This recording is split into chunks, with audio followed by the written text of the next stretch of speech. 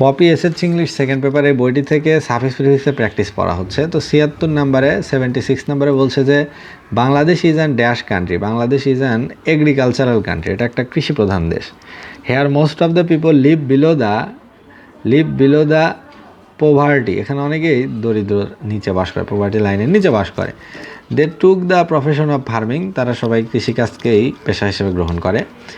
তারপরে আছে ইলিটারেট, এটা হবে ইলিটারেসি, ILLITERACY। ইলিটারেসি বা নিরক্ষরতা, এটা হলো is a big problem in our country, আমাদের দেশে একটা বড় বা মেজর একটা issue.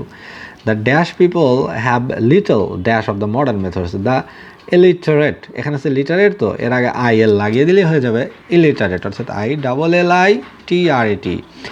Illiterate people have little, এখানে আছে নো, এখান থেকে হবে knowledge, LEDG, knowledge of the modern methods of farming, অর্থাৎ তাদেরকে আধুনিক যে চিকিৎসা পদ্ধতি চাষ পদ্ধতি এটা তারা জানে না অনেকেই। দে শুড বি, এখানে আছে প্রপার, এটা হবে properly trained for modern cultivate, TION, তারা আধুনিক চাষ পদ্ধতি সম্পর্কে তারা জানে না।